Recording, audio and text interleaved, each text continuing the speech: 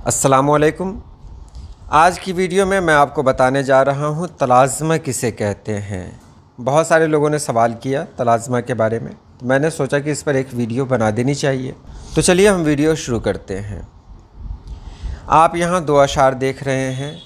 नफेर गर्दन मजरूह पर छुरी जालिम, ज़बान सब्र व रज़ा गोस्फंद रखता है। दूसरा शेर है, शहादत थी मेरी किस्मत में जो दी थी ये खूब मुझको, जहाँ तलवार को देखा झुका देता था गर्दन को। तो पहले शेर में आपने देखा, पहले शेर में कि गर्दन है, छुरी है और गोस्फंद है। गर्दन, छुरी, गोस्फंद यानी बकरी। आप इन तीनों को जोड़ेंगे तो कहीं ना कहीं एक तस्वीर आपके सामने आएगी, वो तस्वीर कुर्बानी की होगी। दूसरे शेर को देखें, शहादत है, तलवार है और गर्दन है। यहाँ जो तीनों अल्फाज मिले हैं तो यहाँ भी इसी तरह की एक कैफियत पाई जाती है। तो आपको देखने में लगा कि ये जो अल्फाज हैं ये एक दूसरे से मरबूत हैं, एक दूसरे से जुड़े हुए हैं, तो यही तलाज़मा कहलाता है। अब इसको गहराई से जानें।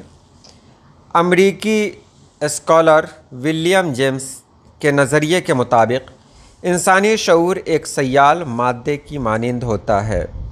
कभी कभी इंसान के जहन में कोई ख़याल पैदा होता है और फिर ख़यालात व तस्वुरात फ़िल्म के पर्दे की तरह चलने लगते हैं। एक ख़याल किसी दूसरे ख़याल या वाक़े से ज़रा सी मुनासबत के सहारे आगे बढ़ता है और यह अमल किसी नुक्ते पर इख्तिताम पजीर हो जाता है। यहाँ यही कहा गया कि इंसान के जहन में कोई एक बात आती है और वो बात एक दूसरे से जुड़ते हुए जंजीर की शक्ल में एक दूसरे से जुड़ते हुए आगे की तरफ बढ़ जाती है। जैसे रास्ते में आप किसी अनजान आदमी को देखें तो उस इंसान को देखेंगे, कहीं वो इंसान पहले आपको नज़र आ गया हो तो आपके सामने वो सारे वाक़यात घूमने लगते हैं कि वो इंसान कब मिला हमसे, कहाँ मिला, कैसे मिला। इसी को तलाज़मा कहते हैं।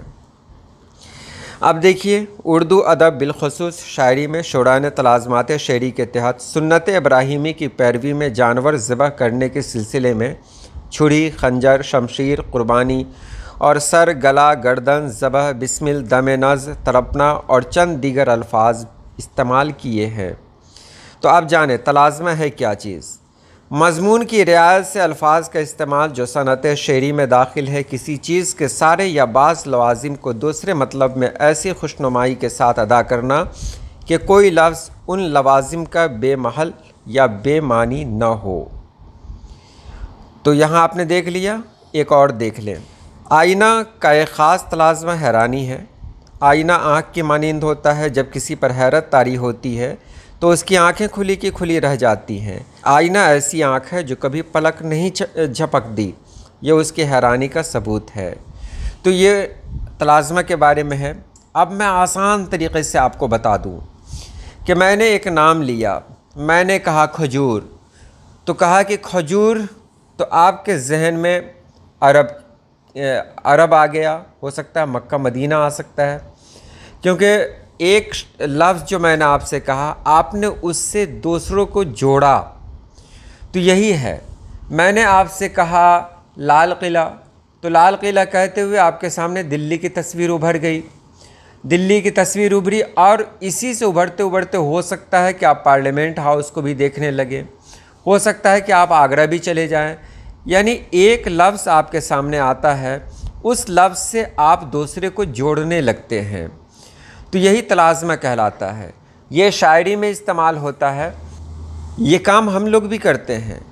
जैसे किसी इंसान से तकलीफ़ है, वो इंसान जैसे ही नज़र के सामने आता है तो उससे जुड़ी बहुत सारी बातें याद आ जाती है, बहुत सारे वाक़यात याद आ जाते हैं। तो एक नुक्ते का दूसरे नुक्ते से जुड़ जाना, एक वाक़या का दूसरे वाक़ये से जुड़ना, यही तलाज़मा कहलाता है। उम्मीद है आपने समझ लिया होगा। आज के लिए इतना ही। अल्लाह पाक आप सभी लोगों को खुश रखे, आबाद रखे। अल्लाह हाफ़िज़।